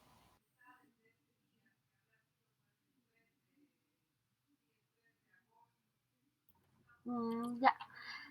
Bueno, continuando con la exposición, vamos a hablar sobre la histología del ojo, ¿no? Siguiente, por favor. Ya, como sabemos, el ojo va a ser va a tener un diámetro más o menos de 25 milímetros, va a estar en la cavidad orbitaria y, como sabemos, va a estar rodeada por un tejido adiposo, pero siguiente, por favor. Ya. Este ojo va a tener las capas del globo ocular van a ser tres: la túnica fibrosa, la túnica vascular y la retina o la túnica nerviosa. La túnica fibrosa básicamente va a estar compuesta por la esclera y la córnea, ¿no? Como podemos ver en la imagen, va a ser una continuación de la esclera y luego va a pasar por la córnea. Esa va a ser la capa más externa, por así decirlo. Luego, la túnica vascular va a estar compuesta por la coroides y el estroma del cuerpo ciliar y del iris. Y la retina, básicamente va a tener dos porciones, la retina nerviosa y el epitelio pigmentario de la retina. Siguiente. Ya, hablando microscópicamente del ojo, la córnea, vamos a hablar de la túnica fibrosa, ¿ya? La córnea va a tener 5 epitelios. El epitelio corneal, la membrana de Bowman, el estroma corneal y la membrana de Cement y el endotelio corneal. Como podemos ver en este corte histológico, eh, la, el epitelio anterior o el epitelio corneal va a ser un estrato en el cual va un epitelio estratificado plano no queratinizado. Este va a tener van a tener células van a tener unas células madres, las cuales se van a encargar de que éstas se regeneren, ¿no? Pero estas células madres van a estar en el limbo esclerocorneal, que como podemos ver en la imagen, el limbo esclerocorneal es básicamente donde termina, en la imagen superior derecha, podemos ver donde dice limbo, ¿no? Justo en esa parte es donde podemos encontrar estas células madres, ¿no? ¿Qué pasaría si se produce un daño a nivel de estas células madres? Entonces ya no se podría regenerar la córnea. Luego tenemos la membrana de Bowman, que como vemos en la imagen es un halo medio claro, ¿no? Esta membrana de Bowman básicamente va a ser una capa homogénea, ¿no? Una capa homogénea de unos 8 a 10 micrómetros y va a actuar más que todo como una barrera contra las infecciones, ¿no? Y cabe recalcar que esta membrana de Bowman no se regenera. El estroma corneal básicamente representa casi el 90% de todo, de todo el espesor de la córnea, ¿no? Y está compuesta de 60 laminillas delgadas, que van a tener una distribución ortogonal. Esta distribución ortogonal básicamente se va a dar por un glucosaminoglicano llamado lumicano. Entonces, este lumicano hace que estas laminillas estén en una distribución ortogonal, o sea, que tengan un ángulo recto, básicamente, que no estén superpuestas, por así decirlo. Y esta característica de esta distribución es la que le confiere ese color transparente a la córnea, ¿no? Luego la membrana de Cement básicamente va a ser el halo que podemos ver, ¿no? En la parte inferior hay un halo medio claro. Esta lámina basal básicamente va a ser del endotelio, ¿no? Del endotelio de la córnea, va a tener un espesor de 10 micrómetros. Eh, a comparación de la membrana de Bowman, esta membrana sí se va a poder regenerar, ¿no? Y se engrosa conforme pasen los años. Luego, hablando del epitelio del posterior de la córnea o el endotelio, esta básicamente va a tener una capa simple de células aplanadas, como podemos ver en la imagen, ¿no? Donde vemos esos puntitos morados, ese es básicamente los núcleos de las células aplanadas, ¿no? La función de esta capa va a ser básicamente que va a permitir el intercambio de metabolitos entre la córnea y el humor acuoso. O sea, como sabemos, en ninguna de las capas hay vaso sanguíneo, entonces la manera en cómo se nutre esta córnea va a ser mediante los nutrientes que va a poseer el humor acuoso, ¿no? Cuando hay una ruptura de este endotelio, entonces se puede llegar a producir un edema corneal, ¿no? Lo cual va a malograr esta distribución ortogonal que tiene, y es por eso que se puede llegar a tornar un tanto más oscura, ¿no? Ya me olvidaba, en el epitelio anterior, las las células planas que van a estar en la superficie van a poseer unas microvellosidades y estas van a hacer que se mantenga húmeda esta córnea, ya que si se deshidrata mucho la córnea, entonces puede llegar a ulcerarse, ¿no? Otra característica que me olvidé mencionarles era que como la córnea está expuesta a los rayos ultravioletas, entonces, ¿cómo es que se protege de estos rayos?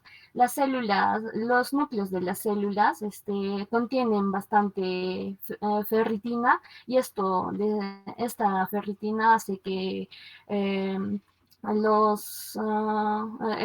que estos rayos UV, no puedan dañar a la córnea, ¿no? Siguiente, por favor. Eso es lo que les mencioné. Siguiente. Esta es una microfotografía electrónica, ¿no? Donde podemos ver básicamente esta distribución. Como podemos ver, ¿no? Son ángulos básicamente rectos y es por ello que tiene ese color transparente. Siguiente. Eso también ya les mencioné. Siguiente, por favor.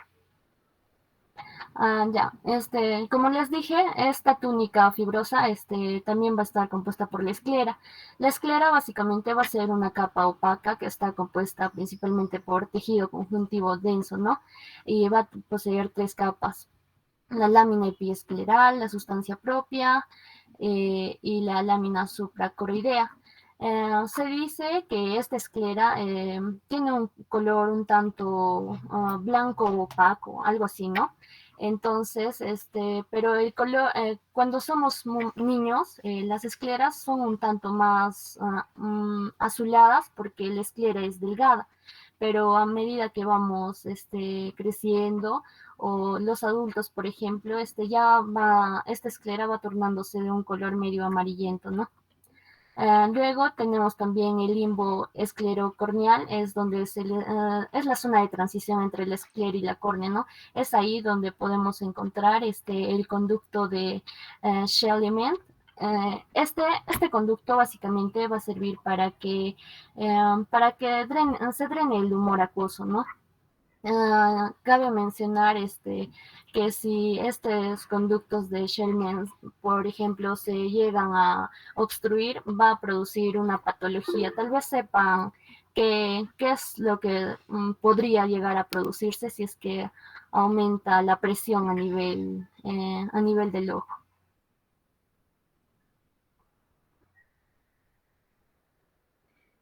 Chicos, ¿alguno de ustedes tal vez sepa cuál es la patología que se produce? Ya, bueno, perdón, doctor. Interesante pregunta. Ya, doctor. Ya, chicos, Plantearla. ¿cuál es la patología con la que se conoce cuando aumenta la presión en el ojo? Glaucoma. ¿Glaucoma? Sí, exacto. Entonces, es muy importante justamente por eso, ¿no? Sin embargo,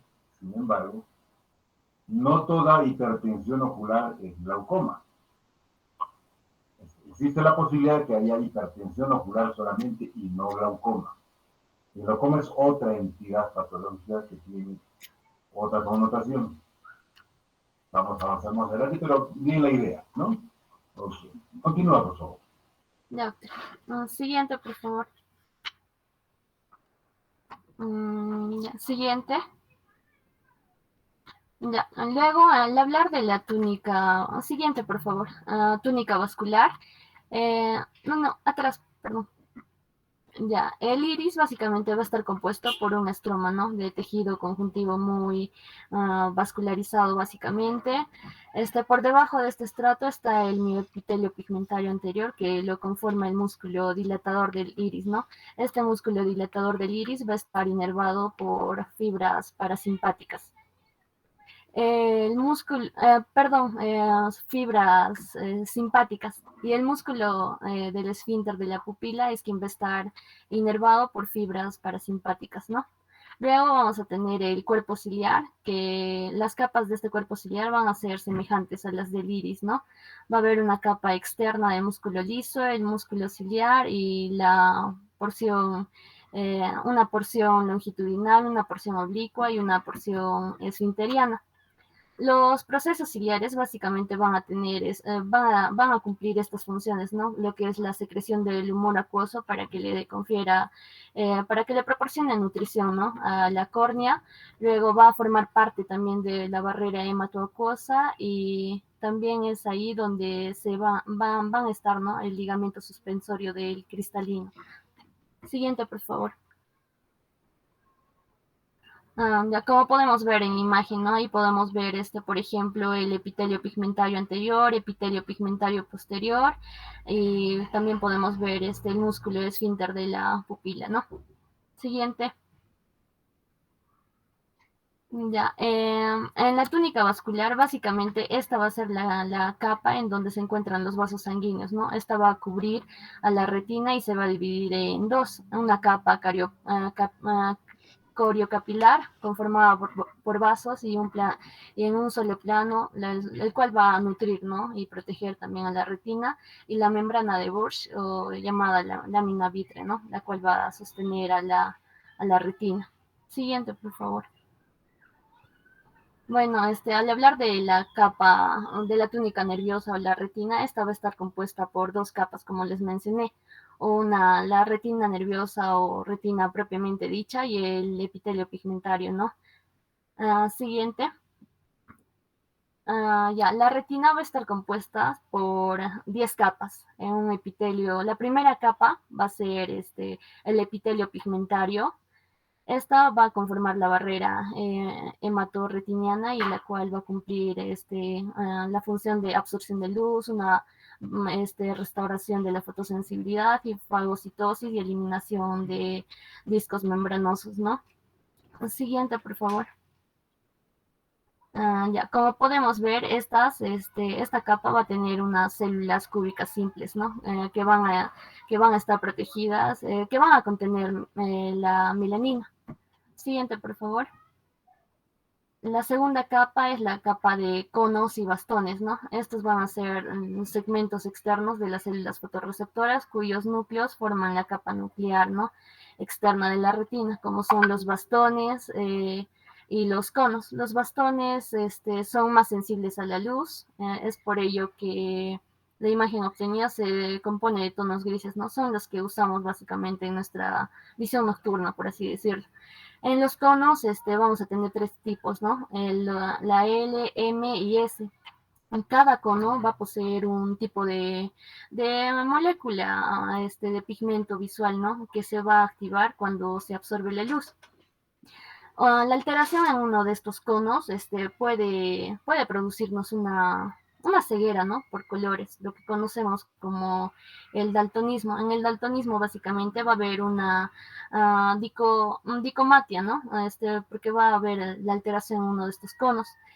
También hay otra patología que se conoce como tricómata anómalos, que básicamente representa casi el 6% de la población, que va a ser una combinación no habitual del rojo y del verde. Siguiente. Luego tenemos la membrana limitante externa, que va a ser una hilera, ¿no? De sonula adherens, en el cual se unen los extremos apicales de las células de Muller. Estas células de Muller básicamente son como unas células de sostén. Es una barrera metabólicamente que va a restringir el paso, ¿no? De las moléculas grandes hacia las capas internas de la retina, básicamente. Siguiente. La cuarta capa es la capa nuclear externa, que básicamente va a contener lo que son los núcleos, ¿no? De los conos y de los bastones. Siguiente.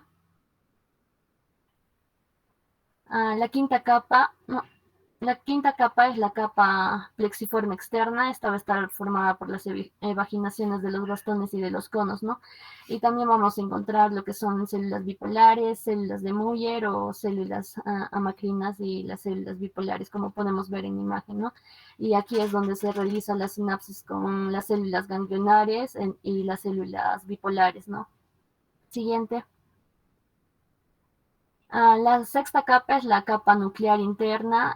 Básicamente en esta capa vamos a encontrar lo que son los núcleos de todas las células mencionadas, las células bipolares, las horizontales, las células amácrinas y las células de Muller.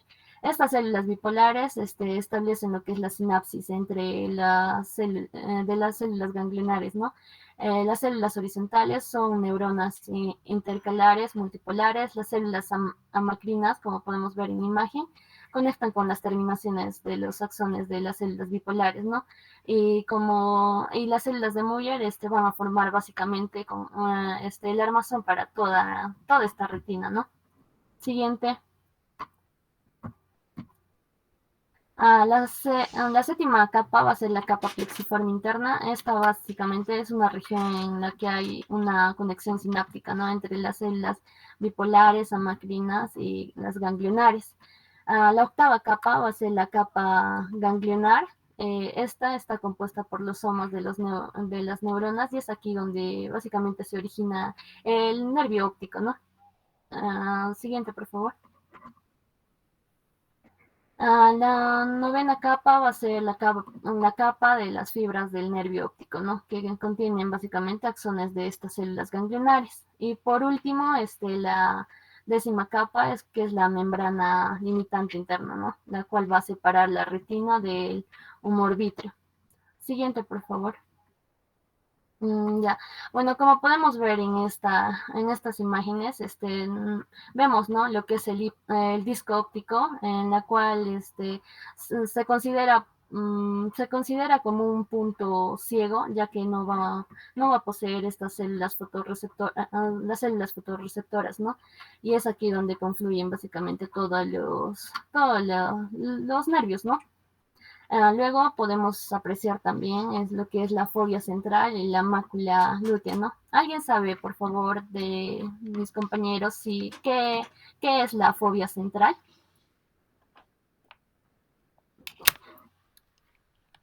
Es el punto de mayor concentración de conos y bastones en toda la retina.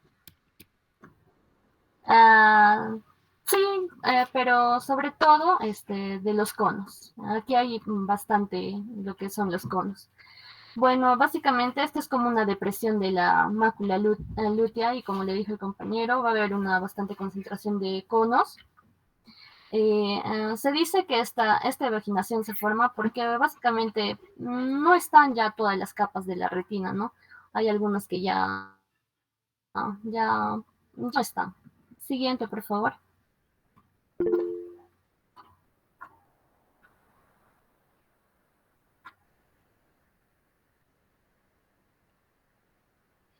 Siguiente.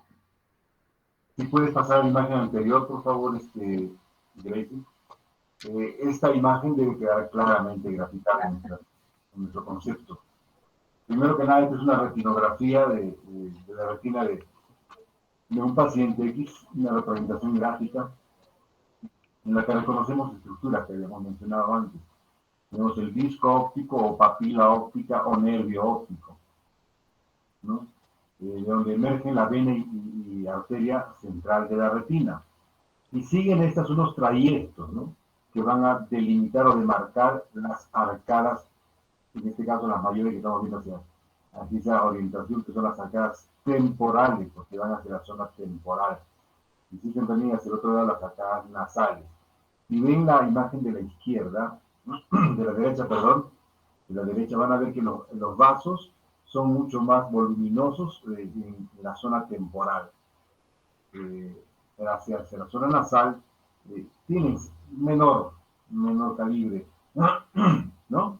Entonces nos permite identificar claramente esta imagen del fondo de ojo, en la que se tiene que identificar obviamente primero la característica del color de la retina, fíjense, ¿no?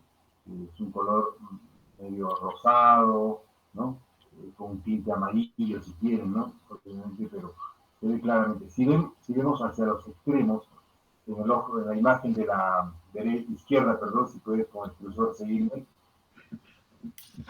más hacia periferia y más hacia ahora cerrada, toda esa superficie oscura. Ahí vamos a ver un poquito más o menos la transparencia de una estructura oscura que trasluce, ¿verdad? Esa corresponde corresponde al epitelio pigmentario de la retina. En algunas zonas, en la otra imagen, en el otro ojito, vamos a ver también hacia la zona inferior, si se dan cuenta, ¿no? Hay una zona un poquito más oscura, contornea toda esa imagen, más oscura, ¿verdad? Y algunos otros extremos también. Eso es más o menos lo que trasluce el epitelio pigmentario de la retina.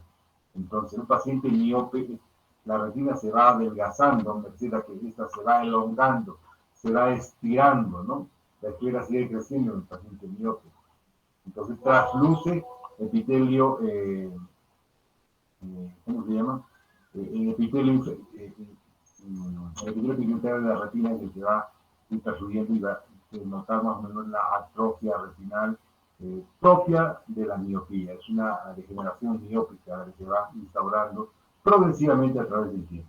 Entonces, arcada temporal superior, temporal inferior, desde el punto de vista anatómico topográfico, hay que ubicar bien. Habíamos dicho también la necesidad de diferenciar las zonas del segmento posterior. Eso habíamos quedado, recuerden que las clases de práctica son en las que construimos este concepto. Y este concepto que se considera situaciones debe ir ya reflejado en este momento. Entonces, habíamos hablado, recuerda, Gracie, de zonas ¿no? topográficas para diferenciar elementos importantes en este segmento del ojito, ¿no? Hablamos de la zona 1, de la zona 2 y de la zona 3.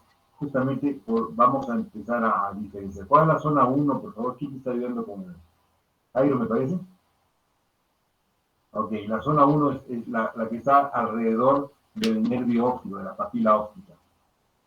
Es un círculo imaginario que más o menos está alrededor de, esa es la zona 1, un poquito más alejado de la papila, ¿no? Esa es la zona 1. Un círculo concéntrico, obviamente, que involucre tanto nervio óptico como mácula, corresponde a la zona 2. No tanto, no exagero, un poquito menos. Un poquito más, amplía el círculo, esa es la zona 2. Entonces, estas dos zonas son importantes que nosotros, o que ustedes en todo caso, sepan identificar durante el estudio, el examen de fondo de ojo, ¿no? Les había pedido que para el día de hoy tengamos ya a mano el oclusor estenopeico. ¿Alguno lo tiene? Eso, gracias. Ahí el oclusor estenopeico. Entonces, tranquilamente uno agarra el oclusor estenopeico, cubre el ojito, guiña con el que no va a ver y se acerca, y cuando logre consolidar el diámetro del oclusor sobre el nervio óptico, acérquense lo más que puedan a la pantalla. A ver, Iván, acércate a la pantalla. Gracie, por favor, aprovecha. Tú estás viendo tu pantalla, entrenando, acércate. El momento en que te acerques lo suficiente, Iván, prefiero que cubras con la palma de la mano el ojito, ¿no? Gracias por tu ejemplificación, porque esto me permite opinar. A veces, cuando le pedimos a un paciente, mira muy rápido, Iván, cuando le pedimos a un paciente que cubra el ojo, lo primero que hace es llevar el dedo al ojo y cubre. Y algunos aprietan el ojo. Entonces, esto lesiona de manera indirecta, o no debe ser, es incorrecto. Entonces, la manera en cómo cubrimos el ojito es como está haciendo Iván ahora. Cubrimos mejor con la palma de la mano. Entonces, subes un poquito más la mano hasta arriba, y vas más, un poquito más. La idea es que no toque, entonces la excavación de la palma de la mano va a cubrir, nos apoyamos sobre el punto nasal y ocluimos el ojito de esa manera. Entonces, te acercas más hacia la pantalla, Iván, lo más que puedas. Y cuando el agujero, el punto estenopeico, acércate, sí, todo lo que puedas. Cuando el punto estenopeico coincida con el diámetro de la papila, ahí vas a estar en condiciones de suponer, vamos a ir de simular un examen de fondo de ojo. Y vamos a asumir que esa es la visión correcta. La visión estenopeica te permite ver 20-20, entre comillas, ¿no? Salvo que tengas un astigmatismo demasiado elevado. Pero a esa distancia te permite ver lo que se encuentra al examen normal con un oftalmoscopio que se utiliza en consultorio. Entonces, ¿cómo voy a esperar que mis alumnos aprendan a hacer un examen de fondo de ojo si no dominan esa técnica? El objetivo es ese, que ustedes puedan evaluar, ¿no? El ojito de esta manera y apoyar. Perfecto. Entonces, básicamente, gracias por tu colaboración, por tu apoyo, Iván.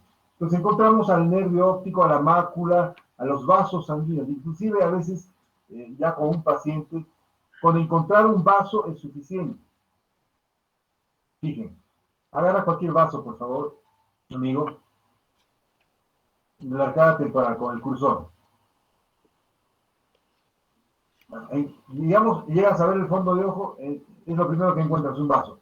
Tú lo que haces es seguir ese vaso, la orientación hacia el nervio óptico. Y te va a llevar al nervio óptico. Todos los vasos ya hacia ¿no? Hacia centrífugo, centrípeto. Hacia centrípeto, ¿no? Te llevan al nervio óptico.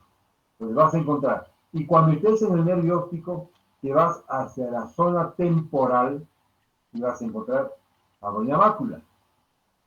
La mácula hacia temporal, exacto, en línea horizontal, y encuentras a la mácula. Eso, téngalo por cierto. Me parece que solamente los dos, Iván y Gracie, tienen el oclusor, o tienen todos.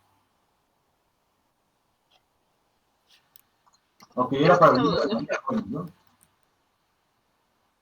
Bueno, faltan pocos minutos para que lo muestren, jóvenes. Gracias, Johan. Me parece que el agujero, el punto se nos... Gracias, Brian. Gracias, Sheradí. Gracias, Sofía. Mira, tiene uno más completo. Exacto. No sé si el oclusor que tienes, Sheradí, que mostraste un oclusor estratégico de doble, el último, vi uno parecido a este. A ver, parecido a este, ¿no? Es mío, doctor.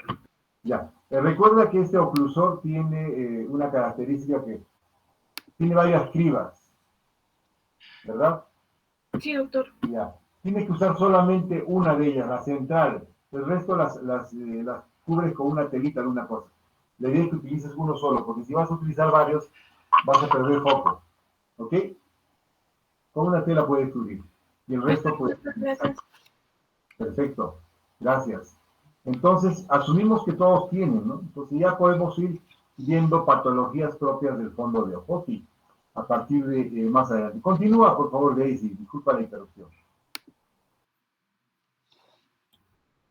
Siguiente, por favor. Ya, bueno, el cristalino básicamente va a ser, como vemos en la imagen, una estructura biconvexa, ¿no? Avascular y transparente. Va a estar suspendida por las fibras unulares y el cristalino va a tener tres componentes principales, lo que es la cápsula del cristalino, como vemos en la imagen, seguida del epitelio subcapsular y las fibras del cristalino, ¿no? La cápsula de cristalino básicamente va a ser una lámina basal gruesa de unos 10 a 20 micrómetros de espesor, ¿no? Y va a estar producida por las células del epitelio anterior. El epitelio subcapsular ya también va a ser una capa cúbica de células epiteliales del cristalino y van a estar presentes solo en la superficie anterior, ¿no? Y las fibras del cristalino, van a estar conformadas por células fibrosas del cristalino, ¿no? Me he olvidado de mencionarles que en la cápsula del cristalino va a estar compuesta principalmente por lo que es el colágeno tipo 4. Ya, quería hacerles una pregunta también. Ustedes saben, cuando somos ya ancianos, perdemos, ¿no? La capacidad, las propiedades de elasticidad y la capacidad de acomodación de este cristalino. ¿Alguno de ustedes me podría decir cómo se llama esa patología? Presbicia. Sí, exacto. ¿Y saben cómo se podría corregir esto?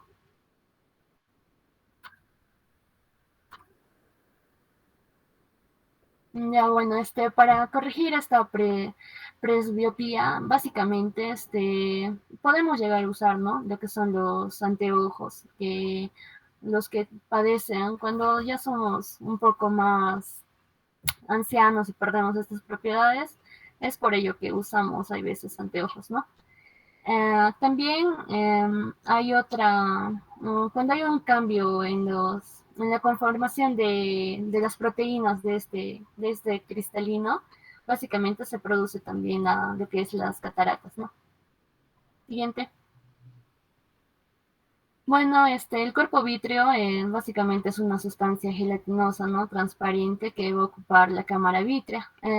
Casi el 90% de este humor vítreo va a estar conformado por agua, ¿no? Y también va a estar conformado por los hialocitos, que son células, ¿no? Responsables de la síntesis de las fibrillas de colágeno y glucosaminoglicanos, ¿no? Y su otra propiedad es mantener a la retina en su lugar, ¿no? Siguiente. Bueno, en las estructuras accesorias del ojo vamos a tener lo que es la conjuntiva y los párpados, ¿no? La conjuntiva va a ser una membrana mucosa delgada y transparente que se extiende sobre la esclera y los párpados básicamente se van a encargar de proteger al ojo, ¿no? Cada párpado va a tener el tarso formado por tejido fibroso y elástico. Siguiente. Como podemos ver en la imagen, en el párpado también vamos a tener lo que son las glándulas tarsales, las glándulas sebáceas de... ¿Podrías agrandarlo la imagen, por favor?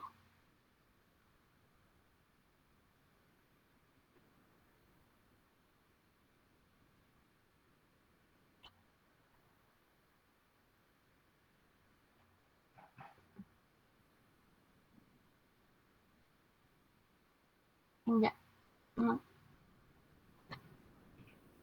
ya, ahí. Ya como vemos en estas glándulas tarsales o de meibonio, cuando se llega a obstruir estas glándulas de meibonio, entonces vamos a tener la patología, como ya lo mencionó el doctor, que es el chayazo, ¿no? Esta patología básicamente se resuelve por sí sola y es indolora.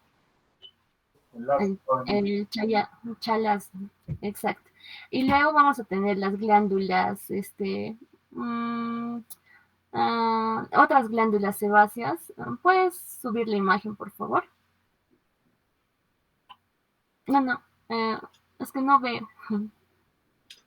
Súbele la imagen al medio, más abajo. ¿Qué estructura estás buscando y la vas a encontrar? Sí, más abajo, por favor. Más abajo. Ya. Estas, que son las glándulas de 6, como vemos en la imagen, ¿no? Estas glándulas, si se llegan a obstruir, estas sí van a producir lo que dolor, ¿no? Y es lo que conocemos comúnmente como el orzuelo, que se presenta frecuentemente en personas que no tienen un buen aseo, por así decirlo, en lo que es la parte de los ojos, ¿no? Siguiente. Eso sería todo, doctor. Gracias. Gracias, Gracie. En adelante vamos a procurar sincronizar siempre nuestras presentaciones. A veces las imágenes pueden ser muy gráficas, muy entendidas, pero si uno está presentando y el compañero está apoyando con el tema de imagen, procure hacer el seguimiento con el cursor y con el láser. De esta manera vamos a poder obtener mayor rédito a la presentación. Ok, ¿alguna pregunta, jóvenes, hasta el momento?